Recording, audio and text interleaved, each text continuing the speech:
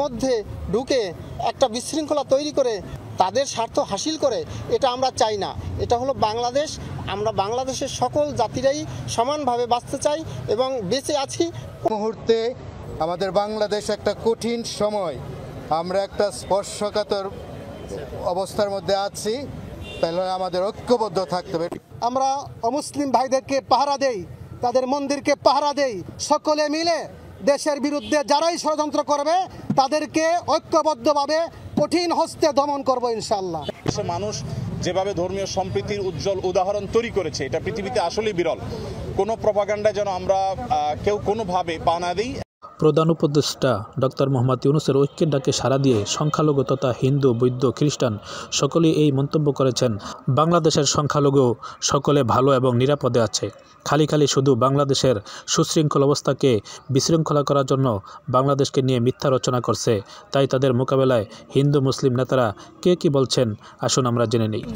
ঢুকে একটা বিশৃঙ্খলা তৈরি করে তাদের স্বার্থ হাসিল করে, এটা আমরা চাই না। এটা হলো বাংলাদেশ। আমরা বাংলাদেশের সকল জাতিরাই সমানভাবে বাঁচতে চাই এবং বেঁচে আছি, কোনো তো সমস্যা নেই।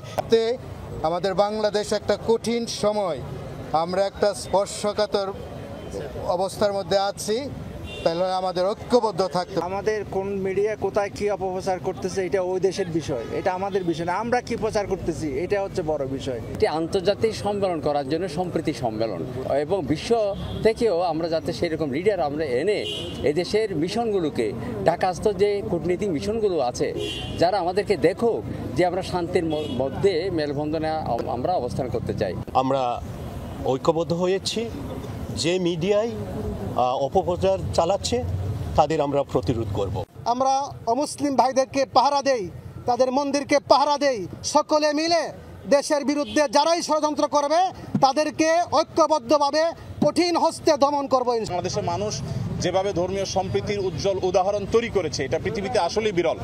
কোনো প্রপাগান্ডায় যেন আমরা কেউ কোনোভাবে পা না দিই। শেখ হাসিনার নেতৃত্বে যে fascist government, Awami League government যে গণহত্যা চালিয়েছে, এটার স্বীকৃতি আগে ভারতকে দিতে হবে। ভারতের সাথে সম্পর্কের ক্ষেত্রে অবশ্যই তাদের যে মিডিয়ার যে ভূমিকা, এটা আমরা বারবার যখনই আমাদের কথা বলার সুযোগ হয়েছে আমরা তাদেরকে তুলেছি যে আপনারা মিডিয়ার এই ভূমিকাকে আপনারা একটা কার্টেইল করতে হবে। কোঅর্ডিনেটেড ক্যাম্পেইন যেটা আপনারা চালাচ্ছেন, মিস ইনফরমেশন, এটা আসলে দুই দেশের বন্ধুত্বপূর্ণ সম্পর্কের জন্য হুমকি স্বরূপ।